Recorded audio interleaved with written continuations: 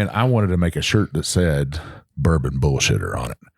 So if you're a listener out there and you think that's a good idea, I want you to shoot Jim an email. Jim@thebourbonroad.com. This sounds or tag Big Chief and Bourbon Bullshitter. This sounds like my show where it's like, yeah, Zeke has an idea and he's like, reach out to John because I'm not going to look at the social media, but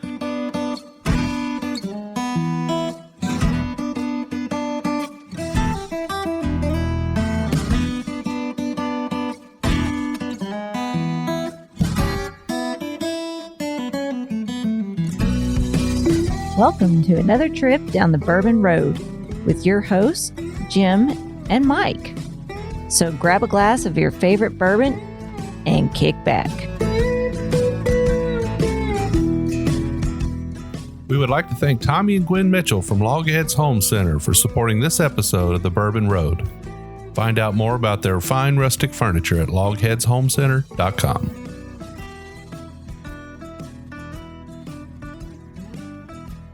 Well, hello, I'm Jim Shannon. I'm Mike Hyatt. And this is the Bourbon Road. And today, Mike, where are we? We're down here in Brentwood, Tennessee, and we got Big John Edwards from the Dads Drinking Bourbon. hey guys, Hey, it's good to have you. I can't believe I got to come up to your room so soon in our relationship. This is great. We actually laughed about that a little bit. We're like, this Tennessee boy is going to come up into the room with a big old Texan and a Kentuckian. I bet he's thinking deliverance, you know? The banjos are playing. I'm a Kentucky grad. I don't know why anybody, like, here's the thing is I get hell from all the folks in Tennessee because I graduated from Kentucky. All the distilleries on the trail, all those folks, they go, oh, you're just a Kentucky boy. And then all the people up in Kentucky that don't know just think I'm a Tennessee boy. So I'm kind of like, I'm both. Your roots in Kentucky, but you claim Tennessee now, right? I claim Tennessee now. I love Tennessee, but, I bleed blue. Yeah. You know why Tennessee fans wear orange, right? Why is that? So they can go to the game on Saturday, go hunting on Sunday, and pick up trash on the side of the road on Monday. Oh, man. I love Tennessee, but There goes 10 fans right there. go Cats. Well, we've been looking forward to having you on for a while now. We're sorry that Zeke couldn't make it today, but you make sure to tell Zeke. We'll catch him on the next time. Oh, you're not the first person to say that. So you think Zeke would have been a little intimidated by this room? No. Maybe my southern accent's better than his. Your southern accent is better than his, but what I will say is you're not the first organization to doubt Zeke's existence. And the Tennessee Whiskey Trail actually has a running joke because we have done so much as Dads Drinking Bourbon with the Tennessee Whiskey Trail, but they've actually never met Zeke.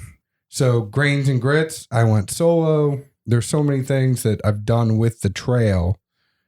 Every time I go to East Tennessee, I've gone to Old Forge, did something at Little Arrow Resort with about 4 distilleries.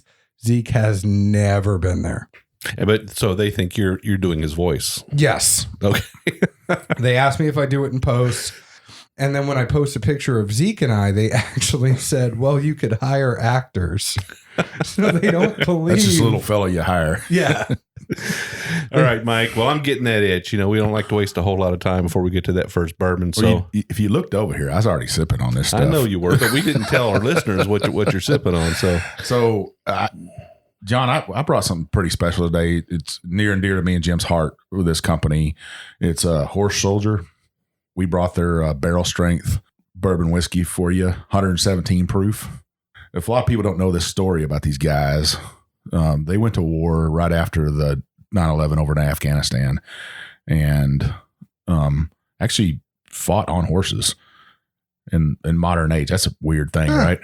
And then the bottle mold is from metal from the World Trade Center, which you can see on their website and stuff. Oh, so the mold that they formed the glass with. Yes. Okay, cool. Not the metal on the front of the bottle, but the bottle mold itself.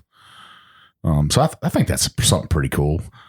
That's super cool. Yeah, well, great story. And we were talking earlier that they're going to be building a distillery. They're down in Florida right now, but they're going to be building a distillery up in Somerset, Kentucky. For our fans that don't know where that's at. Our listeners don't know where that's at. That's down there by Lake Cumberland. Yeah, that's summer vacation land down there. I-75. That's really where Colonel Sanders, right near there, started the first Kentucky Fried Chicken. Over in Corbin, right? Yeah, not too far from Corbin.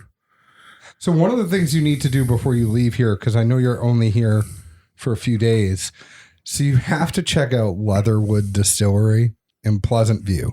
So it's about 20 minutes northwest of Nashville, and the distiller and owner of Leatherwood, he was a Green Beret, and he actually makes this thing called Sweet Feed, and it's more of a moonshine, but he was a Green Beret over in Afghanistan, and he shipped over a 6-foot column still to Afghanistan. Wow. So he made it out there. So the way that they're making it, it's not corn, it's the feed that you would feed the horses and the animals. And he distilled some. Now he has a nice bourbon and a nice rye, and he makes other moonshines. But this Sweet Feed, I don't know how much you guys cuss on this show, so I'll keep it clean.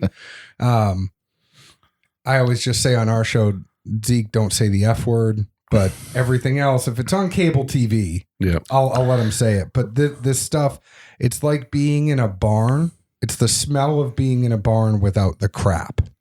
Well, I'm kind of familiar with Sweet Feed because I have a couple of horses and they get Sweet Feed every now and then. I didn't know that they made moonshine out of it, but I can see where it would work. It's just this one place. It's molasses in it. It's like a binder for all the feed together and stuff. Yeah. I use that to feed deer with. But it's a little place in Pleasant View, Tennessee, and he was Special Forces, and everything about their bottles and what's on there is an ode to Special Forces. But he made this Sweet Feed stuff, and I go, I said to him, how the hell did you get a column still over to Afghanistan? He's like, well, they let the Special Forces boys do things a little differently. I had a buddy that was a private pilot, and he was a contractor, and I had a buddy that was over in Afghanistan in the Army, and he had called me, and me and him were talking, and I was like, how you doing over there, John? And he's like, well, man, it's really tough. We're up at this remote base, and I haven't had nothing in like 6 months. And I was like, I might know a fella. So I called my buddy Larry that lives up, and he's actually one of our roadies. Yeah. Larry was like, I can fly some stuff into him. I can get to that base. And he flew in. He's an awesome guy. He just got all kinds of stuff for their entire company there, flew it there, and landed at their base, and they're best friends now. That's awesome. Yeah. So that Air America thing, right? Yeah. Yeah. Back when Mel Gibson was still okay to watch. Yeah, that's right. Those days are over, I guess. But well, anyway, so Mike, let's get back to the whiskey here for a minute. So you said it was 100 and what proof? 100? This bottle's 117. Okay. So a little hot for me, probably. Yeah. And hey, I brought a rye, Jim. This is a rye. 65% corn, 30% rye, and 5% malted So barley. it's a high rye bourbon. Yeah, I'd say that's a high rye bourbon. Yeah. It's got a little punch to it. What's the age? I want to say this is 4 years old. It's dark. I can tell you that. It's got some color to it. I think the ages went up in the last couple of years on these. It doesn't say on a bottle, but I know their site says over 2 years. Doesn't say straight on it, does it? No, it's just barrel strength. Okay. Yeah, I don't know. I mean, I'm kind of with labels. I kind of wonder anymore. I know you should be able to say if it says straight and it's not age stated, it's 4 years old. Yeah, but that's not always true anymore. There's it's kind of wild wild west out there a little bit. I say their site says rules. minimum of 2 years. So Yeah. it could have some 3-year juice in there, 4-year juice. I say cheers though. Cheers, though. Cheers. Well, the nose on it is it's soft, it's sweet, it's spicy. But I'm surprised that it's as soft as it is for me. Now they only got 3 bottles of this at that shop, and I tried to get Jim to get a bottle, and he wouldn't get a bottle. So, well, I just bought a bottle of that Angel's Envy. I was dropped a few dollars for that. Yeah. Yeah. I wish I had a bottle of the other Angel's Envy to let you guys have a sip of, but Zeke has that one, the cast strength unicorn rye. Okay. Yeah. One day, Yeah. I'll hook you guys up if I can steal it from Zeke. Well, Mike, I like this. Did I have this at your place already? I don't remember if I did or I not. don't think you did. I'd only opened this bottle. I don't know if you tried it or not. Because I had the two buddies over and they opened like everything. This is one of the bottles they opened. They were like, "Hey, we want to try that too." I find it interesting that the nose and the palate, I agree there are similarities between the two, but the nose is very soft compared to how the taste is. Right. But the heat is the rye heat. It's not a proof heat for being 117 proof. It's, I get that spice. It stays in the mouth. It doesn't come down and give you that hug. So kudos to them for making a whiskey that is 117 proof, but doesn't knock you on your butt. I think, Mike, you could actually deal with this being 117 proof. It's really, to me, it's a fruity bourbon. It's got that sweetness that I still like, and it's not overpowering. It's that super pepper, wild turkey pepper. It's not that. No. It is rye spice all the way. Tingles. I kind of call this that white pepper, maybe for cooking. Just a little bit of that. Yeah, it does have a little bit of a peppery finish on it. Now, you're right. I think that the hug isn't very prevalent. It's a little bit there, but not much. But the spice that sits in the back of your mouth on the sides of your tongue is. It's like Pop Rocks. Yeah, it's pretty good. Now, these guys, the thing that gets me about them is their marketing. They just didn't rush out there and pick any bottle. They come up with their own bottle design. They got a badass story, right? I mean, that's how much more kick-ass than that can you get? Hey, I rode into battle on a horse. Yeah. I mean, who can? I didn't realize they did that anymore. But we have soldiers who ride horses into battle. No, that's not true. No, these guys were special forces, and the only way they could cross the mountains with the Afghanis was on horses, and those Afghanis rode horses. Mm-hmm. So there's actually a movie out about this. I think it was released in 2013 or 14, called Horse Soldiers.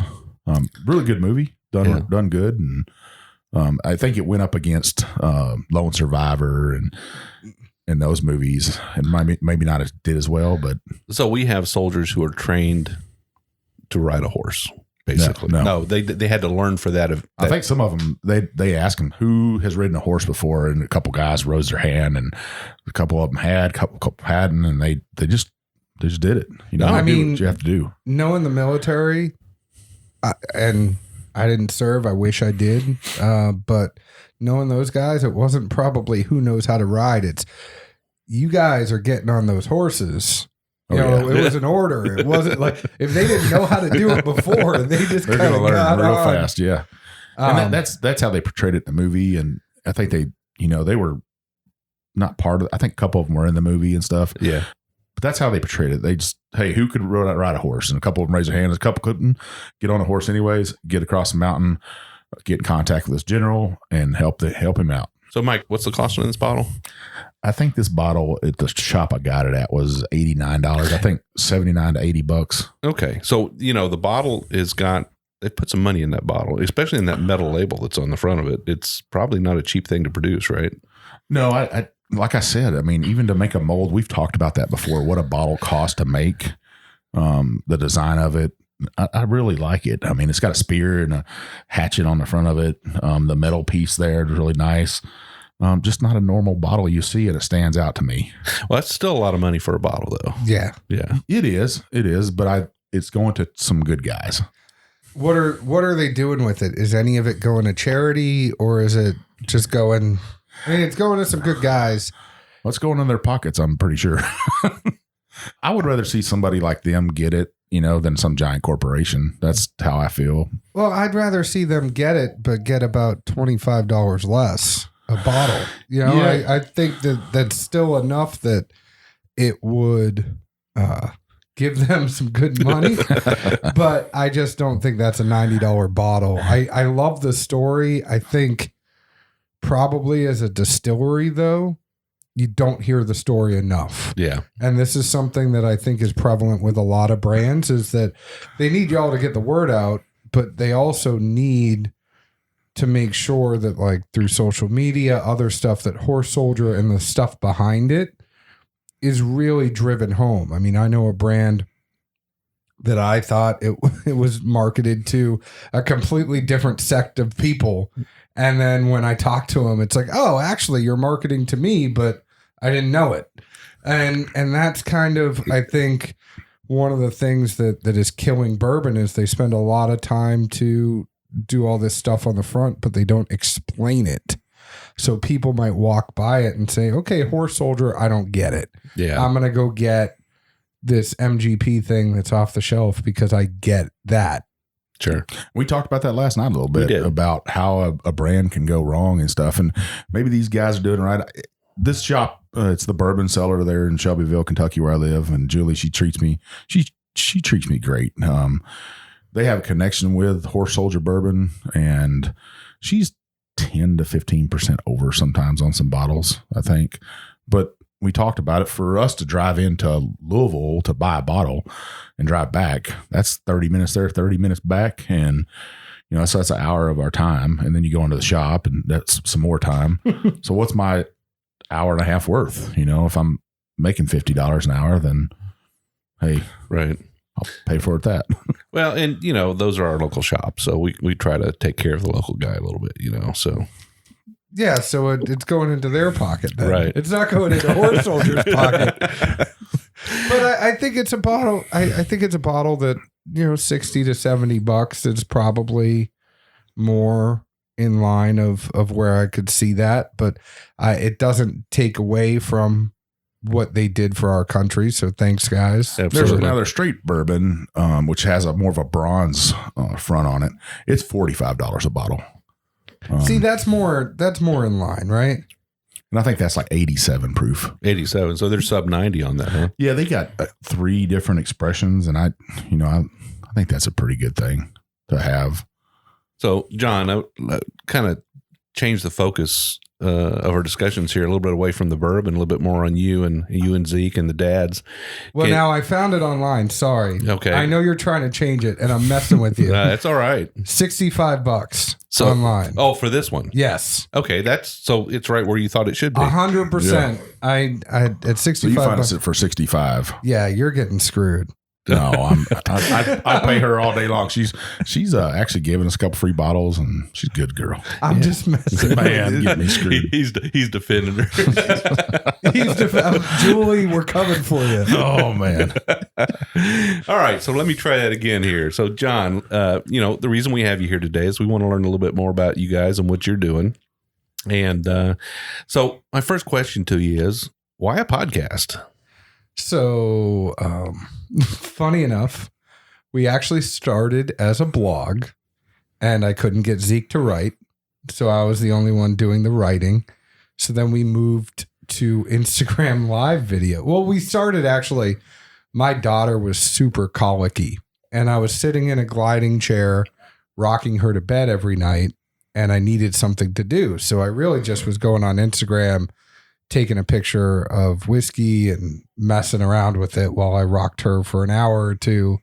And then I said, well, we should start a blog. So Zeke and I were going to start a blog, but then he would never write. And then Instagram was just starting to do Instagram Live. So we started doing Instagram Live videos every Sunday night at 9. That was fun. And then for a while, people started saying that, hey, I can't watch your video and do something else at the same time. If somebody is texting me, if I want to just be surfing the web, I can't do that and watch your video. So we knew we had to go to podcast eventually. The Instagram Live allowed us to kind of figure out who we were and what we wanted to say and figure out the voice behind our show. And then I also needed to buy a whole bunch of equipment, as you know. Right. And it wasn't something that is cheap. So I went out and did all that, and then finally came back and said, okay, Zeke, we're ready to do a podcast. Because he wanted to just put a microphone in the middle of the table and have us both speak to it. As you know, Jim is a little paranoid about his audio, as I am. Having a microphone in the middle of the table was not going to do anybody any good. But to those podcasts out there that are starting that way, the answer is just get started, right? Just start doing it. No. Don't start doing it. No. I love helping out other podcasts. Yeah. My biggest advice is figure out, I mean, if you want to try that way, if you want to do some test shows that way, but I listen to the first shows that we put out and I wish we didn't put them out. Oh, really? Okay. Because I hear them, I hear the way the audio was, and it kind of cringes me. You know, a podcast is like an email. It's going to be permanent. It's always going to be out there. So I would encourage podcasts to go do a podcast, but find another podcast and say, hey, can I borrow your stuff? Yeah. Before I pay for, just because if somebody goes back and listens to your first show, so think about that first show. That's the way you're presenting yourself to the world. And they do go back. Yes. So I would encourage them that if they only have one microphone, it's in the middle of the table, wait. Because that's how you're introducing yourself to everyone. And there's going to be plenty of people that are going to listen to that first show and have an opinion on you. Right. And if your audio quality is bad, I would say that people don't get down to whether or not you are bad as a podcast or good. Yeah. Right. Not to be negative, but they're going to look at that audio quality first and foremost and say, I can't even listen to this show to understand what they're saying. One hand on the steering wheel, one hand on the volume knob, right? Yeah. Yeah. We talk about that all the time. I really didn't get in podcast talking about Jim, and then I started listening to them, and then I'll hear podcasts where they're either interviewing a guest over the phone, and I'm sitting there having to play with that knob the whole time, and I'm like, he does that a lot. I just I do play with my knob all the time. I just tune it out, and I'm like, well, I'm not going to listen to any more of their shows, and I'll unsubscribe for this in a heartbeat, just because I don't have time for that. There's hundreds of other podcasts out there to listen to where guys are doing it right. I mean, I could listen to Joe Rogan. I mean, he's clear as a bell. Dak Shepard, Joe Rogan, any of the other stuff that's Mike Rowe. Mike Rowe has great podcasts. Absolutely. I love. I got really deep into Dolly Parton's America.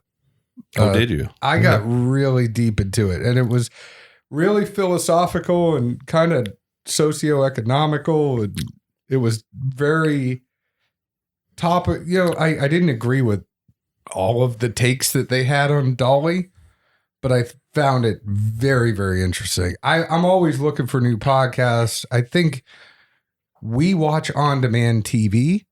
Podcasts are on-demand radio. And as a guy who used to do radio, very much is into radio, I think it is very convenient, and I love the portability of it. And you never hear a radio show where the audio's bad. No. Yeah. Except on AM. Yeah. I tell you what, the hardest thing about what we do and what you do is not recording from the home studio, but going out on the road. Yep. Because the environment changes so much. And we talked a little bit about this before the show. I'm kind of crazy about it. I think it has to be perfectly silent. You're telling me not so much. Take that environment and use it to your benefit. Yeah, you want people to know that you're. I mean, maybe it's because we're old dads now, and we want people to still think that we're cool. So I like having that ambience so that they know that we are in the middle of something. I think that having clean audio like you're in a studio. So I take even Dak Shepard, an armchair expert. Yeah. He's in the studio. When he's in the studio, he's super clean. When he's on the road, you hear the crowd. He has done stuff at TPAC, and you hear the crowd. You hear what's going on. It's part of the experience to actually being out and on the road. Well, Mike, I have to admit, that takes a little pressure off me there. Thank you, Jesus. Thank you, Jesus. It does make Jim nervous, I think, when we have that and people are talking around us, and I don't even get nervous. I kind of lost it last night. We had a rowdy group of girls, and I just kind of blended that in. I was like, oh, they're about to get out of control behind us. And that's fun. And people are kind of like, oh, wow, look at what's going on. I think if you always want clean audio. So it's funny. It's like I'm going back and forth, but it's really the same premise. The audio should always be good. Your mics can be good. you can have stuff going on around you. Now, I will say that your type of microphone will change what you pick up and don't pick up. So if there are microphones that are, and I'm not going to dork out and have everybody talk about different types of microphone and where the pattern will actually pick up sound.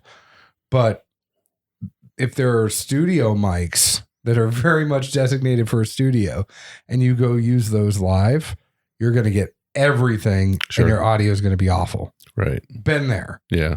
But then if you get the mics that you have, and Audio Technica makes some great ones, you get these mics and then you go out and you're live and it's only going omnidirectional. Right. You're good. But I'm really losing listeners for where no, it's fine. It's fine. No, we just probably gained a peak of interest from those who are thought about maybe starting a podcast. So they're probably listening and going, "Oh, I'm writing this down." So, well, I am more than happy. It's something that I do, and I didn't do it. I was telling Mike about this when we were talking on the phone. I always try to make myself available to other podcasts because I feel like, rising tides raise all ships. Absolutely. At the same time, it's the way that the bourbon community is. When Heaven Hill had a fire, everybody was there to help Heaven Hill. It was never I hate when people say there are competing podcasts. We're not dividing market share here. No. By any means. Somebody's going to find, for example, if somebody's going to find the Bourbon Road, they're going to listen to us and they're going to listen to all of our episodes, and then they're going to be out of episodes, and there's going to be a whole nother week till another one comes out, and they're going to go search and they're going to find the Dads. Yeah. And they're going to find Bourbon Lands, and they're going to find, Bourbon Pursuit and whoever else out there. This is my bourbon podcast, right, or exactly. Bourbon and Blondes, or, Blue Collar Bourbon. There's 4 podcasts here in Nashville between the podcast, Blue Collar Bourbon, Dads Drinking Bourbon. There's so many different podcasts out there, but we can all help each other out. I agree. And I don't feel, I hate when people say that, like, oh, this is a competing podcast. It's, find the one that you like, find multiples that you like, go sit and listen to them. None of us are going to make enough money to quit our day job doing a bourbon podcast. Right. So we might retire from our day job and just keep doing the podcast. We're at that age. I'm jealous. Well, you get to a certain age and you can say, I'm done working. Yeah. But I do think we have to talk about this for a minute. Jim has the best voice in the bourbon podcast game. And welcome to the Bourbon Road. Now, I don't know if it's jazz. something that is going to, I think my thing coming from sports radio is I always smile when I'm talking because I know that I can talk like this and nobody's really going to get amped for that. I mean, if there's a noticeable difference that if I talk like that and then I talk like this, so you'll find that I've been trained to talk that way. You kind of have that like, yep, it's 3:00 in the morning. I got my Cavassier cognac and I'm ready to answer all your romantic queries. Oh my goodness. Wore this Birkenstocks on. The funny thing is we joke about this sometime. Mike joined the show after about 18 or 20 episodes. I don't remember how many it was, and after he came on, we noticed a significant jump in our female viewership, in our female demographic. They love the Big Chief. And that's it. He said they love that deep voice. I don't even think it, but Mike also has, when you talk to Mike, and I know I'm pulling the curtain back, but your listeners are going to like this. Mike's personality is crazier. You're too subdued. I listen to you guys. You're too subdued. You got to let the Big Chief eat. Yeah, well, I tell you what. I'm telling you, you got to take the leash off, and you guys are going to kick it up to a whole new level if the Big Chief just is the Big Chief. Yeah, the problem with that is that a lot of people can't hang with a Big Chief. But it's funny because it's like, you talk to you on the phone and you go away from here and you're very... feel like you're very reserved. Not reserved, but I'm just a dirty old sailor that sometimes you have to kind of morph to your atmosphere. You have to, whoever you're with, you have to be like them somewhat, reserved a little bit. If I took you down, I brought a buddy down here to Nashville back a couple of months ago. It was about this time last year we brought him down here. And my wife said, don't drink what Mike drinks. Do not. And his wife said, don't drink what Mike drinks because you will not last with him. And they're like, he's like, I can drink with him all day long. I can drink with him all day long. And I said, hey, I'm fine with that. You drink what you want to drink. How quickly did you carry him home? We rode home in a Tesla, Uber Tesla, and he was like, I think I'm gonna throw up. I was like, please don't throw up in this Tesla. This is on my Uber account, so please don't. Oh God. And then we got back to the hotel, and we're staying right down in the Vandy area. So not a long ride. Not a long ride, but he tastes and starts picking up these big giant bowls and stuff in the hotel lobby and is about to smash them and stuff. I was like, oh man, I've never seen him like this. And he did try to drink with me most of the night. And he's like, I can hang with you. And I was like, I'm 6'3", 300 pounds. I mean, you know how that feels. I'm 6'3", 300 pounds too. Put it away all day long. I'm good to go. But I do have a different level, don't I, Jim? You do. So, whenever we go out and somehow or another, John, you've turned this into being about the Bourbon Road rather than I like this, I mean, it's okay. I deflect talking about me because I think for us, it's, for us, it's more of a thing. We enjoy what we do. We love what we do, but it's kind of,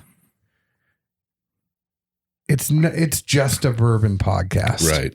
I don't see that from you guys. I see that, you're two good friends, right? You and Zeke are great Not friends. Really. Not really. No, I mean, we are. I think one of the things that makes us a little bit different is we give each other more hell than I think other podcasts do. And I know we don't get political. Neither one of our shows really likes to get political. But when you talk about locker room talk, yeah, I think locker room talk to me is just crapping on each other. It's like everybody giving each other hell. That's what I'm used to playing football. That's especially what Zeke is used to. So I'd say that's what I'm used to. We had Lee Kennedy on from Leaper's Fork. We did an episode out there with those, and I didn't know to say it. I had all this stuff in my mind to say, and I kind of let loose. When you listen to that episode, you're going to be like, man, Mike let loose a little bit on that because best looking guy in bourbon right there. Like, they were telling me, April said, he was in khakis, clean cut, no beard and everything. And then I was like, man, you embrace Billy Ray Cyrus, man. You are the living image of him right now. And when he had the ponytail, him and his wife are the two best looking people in bourbon. I got to tell you. And then they have Matt down there that works for him. They said he was super clean kit. And I was like, man, you look like Forrest Gump after that run. and they were like, man, he's going to get one of those t-shirts now. I guarantee he's going to get one of those t-shirts. April's awesome too. Yeah. And I love Weller bourbon. Everybody knows that. And for her to be a Weller to me was an honor. And to see they had an old Weller sign down there, just great people, but cutting up on people like that, like you and Zeke do. I think that tells people you're real people. I don't, me and Jim talk about this other podcasts. I don't necessarily want to tune into two guys that sound like they're sitting in their dorm room drinking bourbon. Or their mom's basement. Their mom's basement in underwear. Yeah, I don't want to listen to that. I want to listen to people, like-minded people like me that just are, like I say it all the time, I am not a bourbon expert. I'm a bourbon drinker. As you can tell, me and Jim brought like 20 bottles to Tennessee with us. I believe without a doubt, we have more bourbon in this hotel room than they have at the bar downstairs. Yeah. And the name of the bar downstairs is Bourbon. and it's bourbon. It's not bourbon. It's bourbon, like a hamburger bun. It's funny though, when Zeke and I started, or going back to what we said before, when you talk about the Instagram live show and finding out our voice and what we wanted to be, we wanted to be honest. Mm-hmm. So we said, it's not so much about money for us. Are there great partnerships that we have been able to have through whiskey? Absolutely. 100%. But it's not necessarily about making a whole bunch of money. We want to survive and pay for our hobby. But we know that as dads, especially with young kids, your whole life is changing and your income is changing. You know, the way that you spend your income, you're not going out and buying whatever bottle you want. You're thinking about a whole family, and then you're thinking about college, and you're thinking about all these other expenses. So $50 may mean more to you than it did before you had the kid. So we know that people go to a liquor store, they're going to see all these bottles on the wall. They don't know how to read a label. They don't know how. That's what it ultimately started with, was how are we going to be absolutely honest about the whiskey that we drink? And plenty of people, as you know, having a podcast now will send you stuff. We flat out say, we are going to be honest. Right. You sending us something means nothing. Thank you for sending it to us. But if you're sending it to us thinking that we are going to go a certain way because you sent it to us, we'd rather just go out and buy it. And I think your listener base knows that. I think the people who, routinely follow you and listen to your episodes know that they can trust you're not being persuaded by a distillery or a sales rep or somebody like that. That they know what you're saying about that whiskey is your true thoughts on it. So, and if you're sitting in the room with someone and say, hey, I see some good notes here, but it's young. That's being honest. But you could say that you don't love the whiskey in a nice way. Sure. You're never going to sit there and be like, hey, thank you very much for making this whiskey. It's a drain pour. And I think that there are ways you still have to be cognizant of the fact that somebody made that. Somebody is very proud of the fact that they made that. So it's understanding what are the positives. It's like when you bring someone in and, I'm a manager. You have somebody coming in that reports to you. You don't want to sit there and be like, oh, you're awful. I'm going to start off with what are the positive things about you. Right. And then I'm going to talk about some of the negative things about you. Where is the room for improvement? And I think one of the things that we always do is we don't want the discussion to be quick. I think too many times when somebody's like, hey, I like this, I don't like this. And some people really get off on shorter reviews in whiskey. Sure. I think it deserves a discussion. Deserves that time and that effort. And you're saying, what are they thinking about here? Maybe what were they doing when they made this mash bill or aged it this? And talking about hypothetical, well, what if they did this or what if they did that? And it's also showing to them, if you do send us something, we're going to be thoughtful about it. Mm-hmm. We're not going to just dismiss it and say, this isn't good, move on. It's right. But you and your buddies, when you guys are sitting here, you talk whiskey and it's not a 1 second conversation. It's always longer. And that's what we try to bring too, is like, we want people to feel that guest or no guest, they're sitting at the table with us having a pour. And I think they do. Just two guys. How'd you and Zeke meet? Kickball. Bullshit. No, 100% kickball. I tell you what, guys, why don't we do this? Why don't we take a short break here? Did I talk about me enough? No. Well, I'm gonna get in. I'm gonna dig into you a little bit here. I still wanted to talk about you guys because I feel like I'm sitting on the couch, but I kind of feel like, can we not? How long have we been recording? Well, we've been going 38 minutes now. So no, okay, we don't have to take a break because I feel like we are just sitting on the couch. Well, let's get another pour because I'm already empty over here. What brought did you bring something for you guys. I thought this is how we do the bourbon. Well, I mean, I'll tell you what. This is so much fun. We normally what we do is we just take a break. Well, let's not even take a break. Just jump up, Jim, and pour me and John a. This is real. This is the Bourbon Road's new format where we just fly by the seat of our pants. Let's do it. There's nothing wrong with I'm totally messing with Jim, and I feel bad. That's all right. So what did you bring for us? So I brought 3 things. Yep.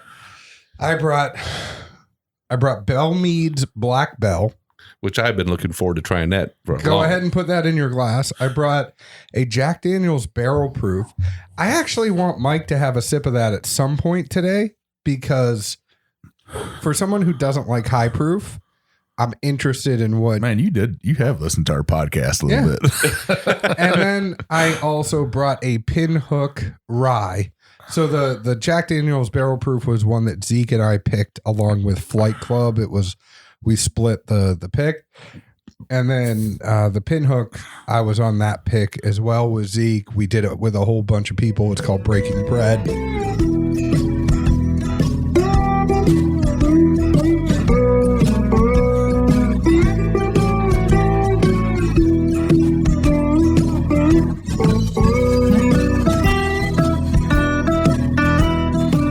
I'd like to thank Tommy and Gwen Mitchell from Logheads Home Center for supporting this episode of The Bourbon Road. Logheads Home Center, nestled in the hills of Kentucky, is an industry leader in building handcrafted rustic furniture. Family owned and operated, they take pride in offering only the very best for their customers. The Logheads, and that's what they like to call themselves, are skilled woodcrafters who are passionate about creating rustic furniture for people who appreciate the beauty of natural wood. Owners Tommy and Gwen don't just sell the rustic lifestyle, they live it. And you can be sure that Logheads furniture will always be handcrafted in Kentucky by artisans who embrace the simple way of life. Logheads rustic furniture is made from northern white cedar, a sustainable wood that's naturally rot and termite resistant. Its beauty and quality will add warmth to your earthy lifestyle for generations to come. Be sure to check out everything they have to offer at logheadshomecenter.com. And while you're at it, give Tommy and Gwen a shout on Facebook or Instagram at Logheads Home Center.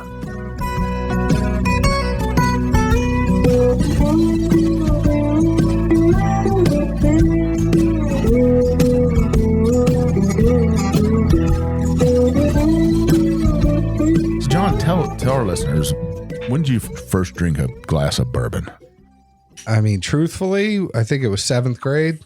There's nothing wrong with that. Hey. Not truthfully, I'll say freshman in college. But it was, I was actually playing football in college and I got hurt. And my best friend was born in Louisville and he had moved up where I was from. And then I went down to visit him at UK for college. And I had a pin in my thumb and a big old cast on. And I drank a whole bunch of bourbon, walked up the floor of Rupp Arena, and I go, what the hell am I doing in New England? I'm transferring to Kentucky. And subsequently, I got a note in my mailbox that said, your scholarship will not be renewed. So when that happened, I said, all right, well, I'm going to go to Kentucky. And there's only so many times in your life that you can get up and move 1,000 miles away and see a different part of the country. Lucky enough for me. Were the women better looking there in Rupp Arena or something? I think there are, between the women, the horse racing, the basketball, and no snow, and the bourbon. And, the no snow was great, but I get told all the time, people are always like, son, you're a northern good old boy. I just belong here. You feel that, right? Being in the South, I really do. I fit in here well. I like to wear boots. I drive a truck. There's another. Well, you're a big guy like me. You got a truck is comfortable. I'm never going back. I'm never going back from having a truck. The food. So you're from the Boston area. The food there, though, downtown Boston on Hanover Street. Well, so here's my little trick for you, by the way. I know a little bit about Boston. All right. So I'm going to tell you my trick. Ricardo's Restaurante. So it's across the street from Paul Revere's house. So if you're on Hanover Street, it's not on Hanover Street. It's kind of down to the right. Inside there. There's right next to Paul Revere's house is a house called the Mariner's House. Yeah. And me and my wife and our family, Mariners can go and stay there. And Coast Guard and Navy, some Army sailors. If you are a merchant Marine, you can go stay in that house right next door to Paul Revere's house. It's like a bed and breakfast. It's the most awesome thing ever for like $50. I'm telling you, Ricardo's, though, there's no line. There's no wait. I've been there. Drink wine in there. Isn't it great? Yeah. Oh, that's my local tip. And I remember I took my wife to Boston. We went to a Red Sox game. She left very expensive sunglasses at the Cask and Flagon. But we went to a Red Sox game and I took her to Ricardo's after, and she was in the bathroom. By the time she sat back down, I had caprese, prosciutto, and wine waiting for her. And she wasn't in there very long, but that's how good they are at Ricardo's. Most any places in that North End area is just a beautiful thing. So we'll get back to the bourbon. So you go to Kentucky. Oh, yeah. And you start feeling that love for bourbon. Heck yeah. Yeah. How can you not? I think it's learning the most daunting thing. And I think anybody that goes to Kentucky, you know what? Pass me along some of that Black Bell. I'll drink it with you. Now, I got to say, this Black Bell is quite exquisite. Is that the word I want to use? It's exquisite. Yeah, that sounds like something Big Chiefs would say. It's a damn gentleman's whiskey right here. Well, and it's funny talking about gentleman's whiskey. I think that's half the problem with people figuring out how to drink bourbon is figuring out how to drink it neat. And that is always a very daunting task. I know, just from when I started drinking bourbon and I told my parents, that I was drinking bourbon. My dad drinks scotch, but you're like, oh yeah, I'm going to have a bourbon neat. And at first it was always like, oh, well, that's a big man's drink, that's a. It damn sure is. When you're in college, if you think about all the people at colleges in Kentucky, you should be drinking Natty and Keystone Light and doing all that kind of stuff. And there are people in Kentucky that are, drinking Maker's Neat. They're not affording all of the higher end stuff, but they might be drinking Jim Beam Neat. They might be drinking Maker's Neat, or they might be putting in a splash of water. I remember a lot of times in college, you're like, hey, it's a good day. I'm springing for a Woodford. Oh yeah. When you're poor and you're in college, and meanwhile on the shelf at the Kroger was like Elmer T. Lee, E.H. Taylor Tornado, all this crazy stuff. Like you had Pappy anywhere you wanted it. And you're like, why didn't I buy that when it was cheap in college? Oh yeah, because I was poor. I don't know. I didn't go to college like that. I went to the University of the Military, and thank you for your service. Thanks. It was military special. It was gosh dang, I'm fixing to say some nasty whiskeys. Just some bottom shelf stuff that, only 10 high. We drink a lot of. I had a friend from North Carolina, and that's all he drank. He's like, you need to try this. It's good. Beam 8-star. Yeah. Oh yeah. Just stuff that we could afford, just like a college kid, I guess. And Kentucky Tavern was a great one. I just found that for whiskey, I get more out of my money than out of beer. And then beer, for a big guy, I feel like I'm bloated or something. Your pants don't fit right. You're like, God dang, I don't feel good. And you get some whiskey, you sit back and relax, drink it, get on top of that wave I always talk about, right? Ride that wave. That's my drinking style is I get up on top of a crest of a wave and I stay there. I'm the perfect drinking surfer. I'll tell you that. Any day, all day, I could do it. You guys need to get shirts. I mean, I got a great marketing plan for you right now, which is like hang 10 with the Big Chief on a...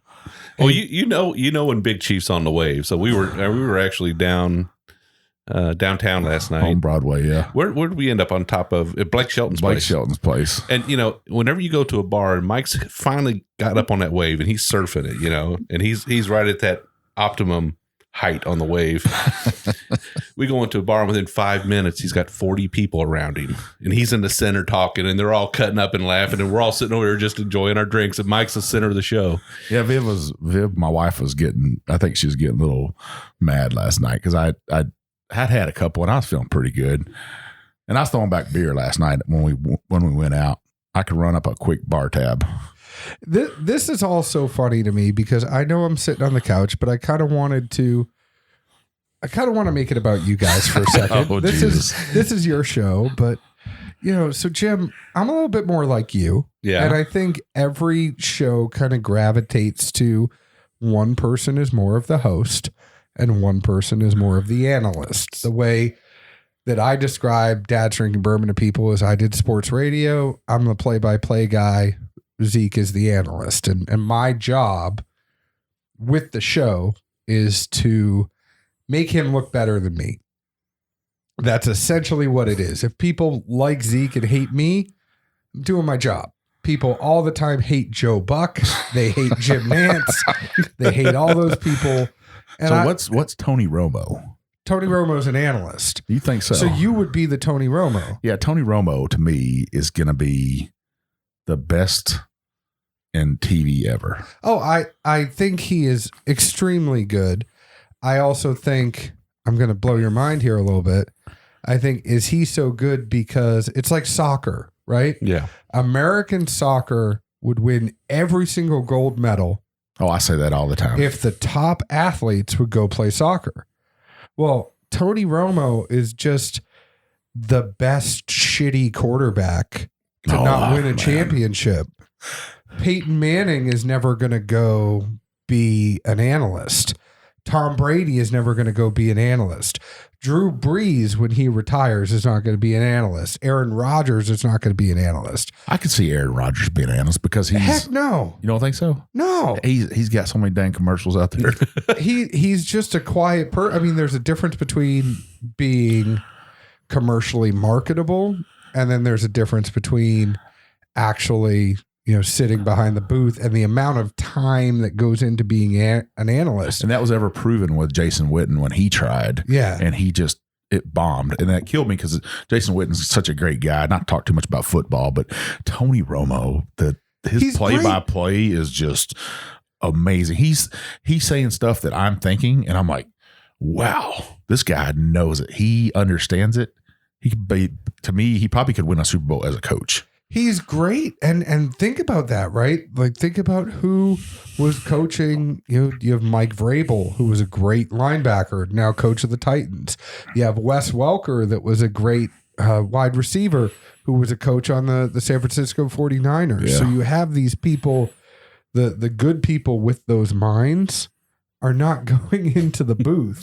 So Tony Romo's the only dumbass that wanted to, and he's not a dumbass. That's a bad way of putting it. Well, he's about to get a big paycheck. He is going to get a big paycheck, but good for him. I also think he's going to go down as the best, but there's always going to be a what if.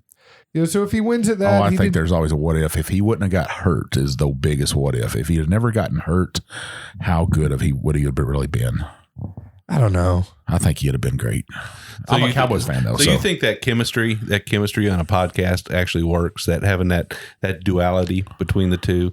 I mean, we see it with you guys. I think that's it's absolutely right here. Will and the Grease, right? Will and the Grease. A very similar situation. I think Mike and Mike on ESPN had that. Although Will and the Grease, anybody, it's tough with them. Because Grease is actually very, very, very intelligent. Yes. And that's the tough thing. I love those guys. They're two of my very good friends. I think it's always when you know how smart somebody is. I love Matt. Matt is, he's got a successful business on his own, does wedding videos. He's a super smart guy. I love them both dearly. I derailed you. No, I'm saying for you guys though. What I was gonna say is I think that Jim, we have similar personalities in the sense that we want things the way that we want them. We want to control. I think that play-by-play guy wants to control the situation, recording, and I push Jim on those limits every day. Well, I mean, there's a word for it. It's called narcissism, right? So. What, for us? Yeah. I don't think it's necessarily narcissistic. I think for me, it comes out of a utilitarian desire to, I want to control because I know I'm going to be putting in the work after to get the finished product. It's not because you're best at it. It's because you have to put the work in. Yeah. And Zeke just doesn't know how to do it. Yeah. I think that there's things that I do that are very, very good. And I've been trained to do that through radio and trained to do that in a quick amount of time. But I'm sure there's plenty of people that are better than me. But I find it funny because you are the wild card, Mike. That's where I'm Well, saying. I don't know about all that. That's your role, your job. I don't want to kind of poke the bear and antagonize your show, but your job is to poke him. And I think we do. We try to do that. We try to make sure. Oh, that, you're too nice. Hell no. You are too subdued. Just let the big chief out. Oh, I'm in trouble now. I'm telling you, because like Jim would tell you that in private, I do let it out sometimes, and I'll be like, "Hey, just relax. We'll drink some bourbon, and everything will be fine." It's gonna come. Everything's gonna come. We did recordings. He's like, "Man, it's loud in here," and I'm like, "Just we got this." Zeke pisses me off on a daily basis. I'm not gonna lie.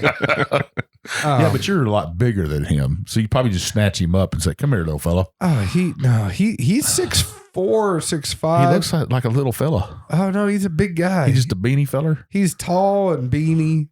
He played ball.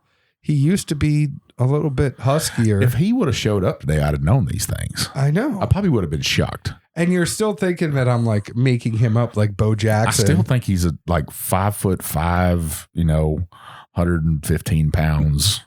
No, Just with a deep accent. he runs and that's how he stays skinny. But I'm telling you, you gotta let the big chief out. So why are you holding the big chief back? I don't think I want to hold the big chief back. I think it's me. I try to be reserved and stuff. And sometimes I think because of my real job, I have to be reserved a little bit because there are people listening, and that I think in the back of my mind it could affect my position. Have you said what your real job is, or? Oh yeah, they listen. Them guys at work, they've used it to their advantage, which hey, good to them. They were like, you have connections in the bourbon world, and we have somebody coming in. Could you help us out? And I'm like, yeah, of course I can. I'll do anything I can do for. I love the U.S. Coast Guard. They're a family. That's why I'm at where I'm at today is because of the U.S. Coast Guard, and but I don't need it. I can't say political stuff, religion stuff. I'm not sexist or anything, so I'm not going to go that route. I believe in what I believe in, and I probably dropped the F-bomb about 100 times last night. Maybe 200 or 300 times. I don't know. Well, and that was a question I had is like, where is the coast in Tennessee or in Kentucky? Well, there's a coast right down here in Tennessee. There's Cumberland River. Where do you think all that corn for whiskey comes from? Well, is that technically the coast? It's a navigational waterway, U.S. navigational waterway, and sometimes is historically navigable. So you have the Ohio River. It's like 993 miles long. Then you got the Cumberland River, the Tennessee River, and their tributaries, and then you got the Mississippi River. Do you ever feel like you got the shaft because you didn't get the ocean? I've been stationed. I was stationed up in Maine, and I was in the Army for 10 years, and I've circumnavigated the world 3 times. I've been all over the world. I had that, but when I was a little kid, my grandfather lived in Arkansas, and he used to take us over the Mississippi River. And I remember being a little bitty kid, a vivid memory of this, and he'd show us those tugboats, and I was like, one day I'm gonna work on that river. And he's like, boy, you'll never work on that river. And I think in my mind, I was like, well, I can do that. So I ended up just being on the rivers. They was like, you want to go to Cincinnati, Ohio? And I was like, yeah, let's do it. I'll go anywhere. So I went to Cincinnati, worked on the Ohio, and then I went over to St. Louis and worked on the Mississippi. And I got to go all over the United States, the Midwest of the United States. The flyover states, as the East and West Coast would call us. And I got to visit towns like Nashville, Tennessee, and experience culture and the good people. Go over to St. Louis and the beer community there. When I was in Cincinnati, we'd come down to Louisville all the time. And just the culture here, people are good hearted. I've never been here to Nashville, maybe yesterday. But I didn't get treated bad. My wife, she had a little run in with a bartender. I think defending my city now, I think part of that comes from it's so touristy, and it's not a situation where somebody wants to come out and say, you are bad. Like it's not anybody. The bartender doesn't have anything against. They're just so conditioned that there are people that are flying in and come in so quick and then leave, but they're so rude It's not native Nashvillians that are rude. It's native Nashvillians stay away from Broadway. I would doubt that. We weren't even on Broadway. And I'm not going to say where we were. He didn't have a smile on his face, and he wasn't being polite or nice to our wives. And my wife, that will strike a nerve with her because she's a Southern woman. She's paying for service. She wants service. She wants a smile on your face. Yeah. And she's a nurse. So she's doing, customer service all the time. And she's like, if I can put my smile on my face when I'm cleaning up shit, then you as a bartender, we're old school, I guess. Oh yeah. I was a server. I was a server at Logan's Roadhouse and Hamburg Place in Lexington, Kentucky for 4.5 years. And I served and bartended and did a whole bunch of stuff there. Probably got more tips with a smile. Yeah, but I also got no tips because I worked at Logan's Roadhouse. But the other thing is that I would get in trouble all the time. You want to talk about Northerner versus Southerner. I would go down, and I hate the word Yankee because I'm a Red Sox. I'm not a Yankee. Yeah. Screw the Yankees. But, I would say, you guys can come this way. You guys. And they'd be like, son. Y'all. They'd be like, son, we're women. And I'm like, yes, I know that. You guys can come this way. So then I think I have developed this kind of hybrid accent because I say y'all way too much now. And I even found it. I just was home. My mom was sick and I was home up in Boston. And I was at a restaurant and I was like, y'all, like I said, y'all something. And they're like, excuse me, what? And I'm like, yeah, I grew up right down the street. They're like, bullshit, you did. But it's definitely one of those things where I said the South just fits me more. It is the politeness. It is the hospitality. It's just the way of talking. I was late coming up here because I was talking to the people in the lobby for 10 minutes, behind the counter as I got in a conversation with them. And that's just one of the things that I think for me, I fit in. That's what happens to me most of the times. Yeah. I'm always late because I'm talking to somebody. I want to talk to people. I want to know what they're thinking. And that one bartender, trust me, didn't put a blind on Nashville for me. I love Nashville. I love the people down here. You guys got some great whiskey going on now. What do you think of this black belt? I've derailed. Yeah. I wanted to get into the psychology behind the bourbon road. I'm almost gone. This is the first time I've been a guest on my own show, but that's I wanted to get into the psychology of the bourbon show, but Jim didn't really want to go there. He was staying away from it. No, you had a vision and you went with it. And I think it turned out pretty good, actually. I'm going to hand the reins back over.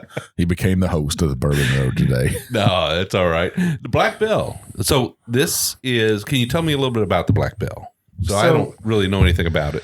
So the funny thing is there's actually a brewery that's right down the street from Nelson's Greenbrier called Blackstone. And they come out with this stout every year called the Black Bell.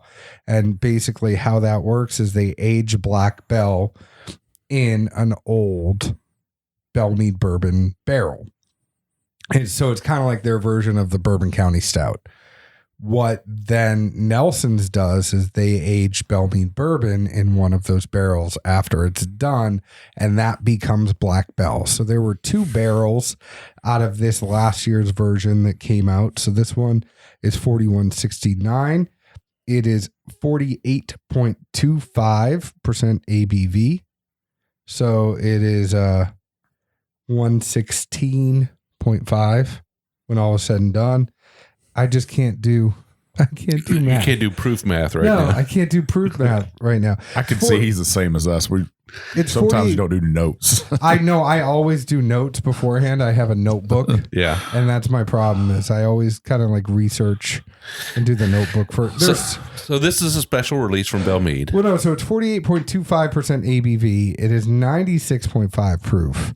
So this is bottle number 152 out of cask 4169. But, it's just going to be regular Bellmead bourbon. Right. So it's going to be 4 to 6 years. And it's going to then be put in the Black Bell barrel. And it's just the finish on it to me is crazy. Yeah. So this is a special release, and it is something that is largely available in the greater Nashville area? Not largely available. So it's only distillery. Only distillery. So it's going to be a distillery only release. It's going to be at Nelson's Greenbrier. There are 2 barrels. It's one of the Craftsman casks. So Nelson's puts out 4 times a year. They have the honey and the black bell. And then there's a more Verdra. There's other things. There's a Tenet that have come out. They play a little bit more with the other 2. But honey and black bell are always the mainstays. So those are the ones where the line goes down the block, right? Yep. Okay. And honey is going to be coming out March 7th. Yeah, they told us that yesterday. They're also the other ones where I find it funny, and this is just a side note. You guys don't really talk about secondary on your show. But when you talk about the secondary market and MGP, I find it funny that there's all these other distilleries that have blown up in a secondary valuation, but the only things that blow up for Bellmead are going to be the black bell and the honey, when their regular single barrels are the same things that these other distilleries that are going for over $1,000. Yeah. Yeah. So I mean, it's just, I don't know. get Bellmead while you can is what I'm trying to say, is that you guys could stock up. I told him yesterday we shouldn't leave without a bottle of that. And I got mad because they wanted to charge me $65 for that wooden crate. That made me mad. I left. The Greenbrier one? Yeah, I was like, it's awesome, isn't it? I'm going to put that in my house. And then I was like, not for $65, I'm not. Now, the good thing is if you find a liquor store in Nashville, if you buy a case, they'll throw in the crate. Well, that's what they said at Greenbrier. I just didn't want to pay that much. And maybe we'll get you to tell us some honey holes off air. That way nobody goes and raids them. Oh, no. I mean, there's no honey holes in Nashville. The market is so rough for allocations that all you're really saying is where are good stores to get picks. Barrels and Brews. No, Justin and James have left Barrels and Brews. Oh, they have. So that was as of last week. They still do have some picks there that Justin and James were a part of, but they're not in that store right now. Elixir, Radnor, Grand Cru. You're going to have Main Street. The big stores, the 2 big stores that are always bound to have some pick are going to be Cork Dorks and Frugal McDougal. Cork Dorks. Huh? And then, but a lot of the stuff I would really just say the ones that are the mom and pop that everybody goes and supports are going to be more the Elixir Spirits, the Radnors, the Main Streets, the Grand Crus. Sinkers out in East Nashville always has some good stuff. Here's something that I've seen today, and me and Jim was talking about it before you showed up, that was almost shameful to me about Tennessee whiskey. Is I saw a bottle of Old Hickory up on the shelf, and I was like, man, I might buy that. So I pulled it down and I looked at it, and I guess a whiskey nerd of me come out, and I started reading, and I was like, oh, look at this, look at this, look at this, look at this. And I got down to the bottom. It says bottled in Tennessee, but then it says distilled in Indiana. Yeah. So you took a Tennessee legend. Bellmead is almost, but it's a story, I guess. He's what Andrew Jackson. You're trying to say Old Hickory, which there's Old Hickory locks and the Hermitage and stuff. Dishonored the man by putting Indiana bourbon in it. I mean, you couldn't put some Tennessee whiskey in that bottle. Well, Mike, they were very transparent though. Maybe they were transparent. I'll give them that. It just I love history. The other thing is that Sam Houston's the same way. Yeah, but they put straight Kentucky whiskey on the front of that bottle, and it's 12 years, and it's very good. What about the Duke? The Duke isn't made in Texas. Well, he's not from Texas anyways, but I know, but you kind of associate. But yeah, and we talked about that. We were talking about those name brands and stuff. I'd like to see them, even Sam Houston, if it had Texas or Tennessee on there. So you think if Balcones stock was inside a Sam Houston or Dickel juice was in the Old Hickory, you'd feel better about it. I'd be like, they honored the man. They put that state's whiskey in that bottle. Well, so if you're listening to Sam Houston or or Old Hickory. Change it because the Big Chief said so. Well, what about James T. Kirk whiskey? Are they supposed to go make that in space? No, but he lives in Kentucky. He has a farm over there in Kentucky. I know, but I But mean, he has a farm in Kentucky, and he owns racehorses. yeah. So Him and Bobby Flay, he's big only in like, the industry. he's like 800 years old, but Yeah, Mike did reach out to him to come on the show. We'll see what happens. You know, Patino owned horses, but they always kind of petered out after 15 seconds. Speaking of that, do you? And I brought this up yesterday. Do you know the names of those horses on that bottle? Yeah. Let's hear them. No, well, no, you want to say it. So you got Bonnie Scott, which is So the wait a lineage minute. of Let's back up. We're talking about the Bell Mead bottle here, the Bell Mead bottle, yeah. and the 2 horses on the front of any Bell Mead bottle. Any Bell Mead bottle. There's 2 beautiful horses on there, and they got great lineage, or at least one of them did. Won like 60. His lineage won like 60 Kentucky Derbies. It's Bonnie Scott, yeah. and then you got the old Brown Dick on there with his Kentucky waterfall off his mane. Oh, it is a Brown Richard. Brown Richard. I refer to him as Brown Richard. You don't say Dick, huh? And you know, back in the 1890s, 1880s, Dick was just a name. Yeah, it was just. It's just a name. Yeah. That all changed. And I think Charlie over there and Andy probably made the right decision by taking those names well, off because the they bottle. knew people like old Big Chief were out. I would have bought it just to have on the. I'd have been like, I'm gonna pour you a big old pour of Brown Dick. I think Get my Brown Dick in you. so. Oh man! Wait a minute, we just lost our clean rating. I got to tell you that, so there was I used to do the horse racing radio network, and there was a horse racing at Keeneland, and it was referring to Top Gun, and the horse's name was Hard Deck. And so I went to Kurt Becker, the track announcer, before we're up in the booth, and I'm like, Kurt, don't mess up on this one. You don't need to be like, and Hard Dick surges to the winner. You can't. There was going to be something, and then Hard Deck comes on the outside, Hard Deck coming down the end, and Hard Dick surges, and he's pushing through. I had a kid that worked for me, and his name was Richard, and he was like, "My name's Rich, Chief, and that's what I like to be called." I said, "All right, you don't want to be called Richard?" Nope. I said, "All right." So, first day he comes into work after that, I said, "What's up, Dick? You can't call me that. Not everybody likes that word." I was like, "I like it. I think it's a great word." So back, we know what the horses' names are, Right? And I think Big Chief. There's so many things that you guys could do from a merch standpoint. Yeah, with Big Chief, he's just begging to be used. Well, Right? here I did bring up a merchandise thing, and Jim's like, "I don't know. I don't think that'll sell." And me and him have shot like merchandise stuff back and forth, and we don't know if it's worth the effort or not. But I think our fans, our listeners, They love it. They want that stuff. Yeah. And I wanted to make a shirt that said "Bourbon Bullshitter" on it. So if you're a listener out there and you think that's a good idea, I want you to shoot Jim an email.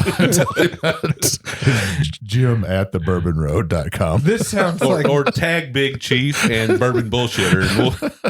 this sounds like my show where it's like, yeah, Zeke has an idea and he's like, "I'm reach out to John," because I'm not gonna look at the social media, but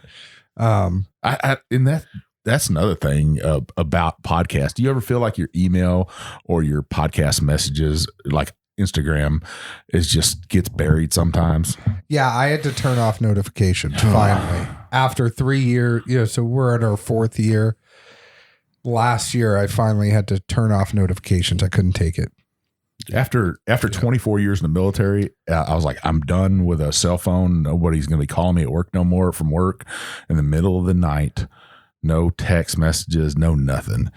And then join the Bourbon Road, and it's like a slot machine goes off in the middle of the night. Well, Jim, what do you think about Black Bell before? Well, I tell you what, I think the Black Bell's really good. I can definitely taste that. I don't know. It's kind of almost a savory note to it for me. Yeah. Yeah. For you too? It's a lot of chocolate stout. Yeah. On the, I really, really get that stout on the finish. So it's like, regardless of whatever is there on the nose and the taste, it's like, that I think the most prevalent thing that always keeps me going back is the finish just lingers and lingers and lingers. Yeah, mine's gone. I really enjoyed that. And, it's always nice to have a bottle that, you get to try something anyway that, is hard to get your hands on and get to experience it. Because I've heard a lot about the Black Bell. Well, I'm glad you got it. Well, thank you so much. You shared it with us. And that's my favorite thing about being on the podcast and being part of the bourbon culture is everybody's always open arms to us. And, hey, I want to share my whiskey with you, my bourbon with you. And that's what this is about, right? Absolutely. Sharing some great bottles. Now, I would have liked to have taken a little bit deeper of a dive into the dads a little bit. Maybe when we come on your show. What else do you want to know? John up. I feel like I told him everything. Oh, man. Yeah, you're an open book. No doubt about it. I'm going to dig deep. There's nothing else to dig deep on. Zeke's an asshole. I'm trying to do the show. We are incredibly honest. I'm going to bring some coconut oil with me for next time. I got to get you down in the bourbon room. If I show you, I'm going to show you what my back wall looks like right now. After we take a little break here. Yeah. You're going to want to come down. I'm sorry I didn't get you to the house. I knew that with my 3-year-old, we wouldn't have got anything done. Well, maybe someday we'll get down there and we'll be able to hang out for a little bit. That'd be fun. Yeah, no, that's the no microphone, and we cook up something on the grill, and we all hang out and have a good time. Right. Well, John, why don't you take a minute and let our listeners know where they can find you guys and how they can listen to what you got going on. All right. So thank you very, very much, both of you, for having me on the show. I've had a blast, and let the Big Chief eat. But free Big Chief. Please put that on the Bourbon Road everywhere you go. #free Big Chief. My name is John Edwards, along with Zeke Baker. We host Dads Drinking Bourbon. You can find us on Facebook at Dads Drinking Bourbon, Twitter at Bourbon Dads, Instagram at Dads Drinking Bourbon. Find us wherever you download your podcasts. And that's pretty much it. Well, it was a pleasure to have you on today. It's a lot of fun. Thank you. A lot of fun. I've never not been in control before, but it's kind of, freeing. I do that. I'm sorry. It's totally me, and I need to know my role sometimes. Jim just took his pants off. Mike, why don't you take us out? So thanks for listening today, everybody. John, thanks for being here. Zeke, you suck for not showing up. Hell yeah. You can find us on Instagram, Facebook, on our webpage, thebourbonroad.com. You can find me at One Big Chief on Instagram. I'm Jay Shannon 63. Go into our private Facebook group, The Roadies. Ask to join. 3 questions, pretty easy. Do you drink bourbon? Do you agree to play nice? And are you 21? Right. Come in there, talk to us. We got some master distillers in there. We got some industry folks. We got some other podcasters in there. Some great friends.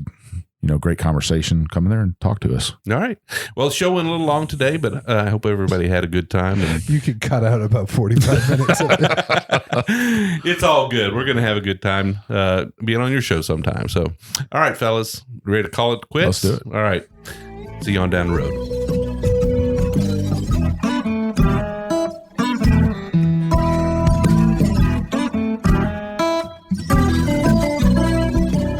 Do appreciate all of our listeners, and we'd like to thank you for taking time out of your day to hang out with us here on the Bourbon Road. We hope you enjoyed today's show, and if so, we would appreciate if you'd subscribe and rate us a 5-star with a review on iTunes. Make sure you follow us on Facebook, Twitter, and Instagram at the Bourbon Road. That way you'll be kept in the loop on all the Bourbon Road happenings. You can also visit our website at thebourbonroad.com to read our blog, listen to the show, or reach out to us directly. We always welcome comments or suggestions, and if you have an idea for a particular guest or topic, be sure to let us know. And again, thanks for hanging out with us.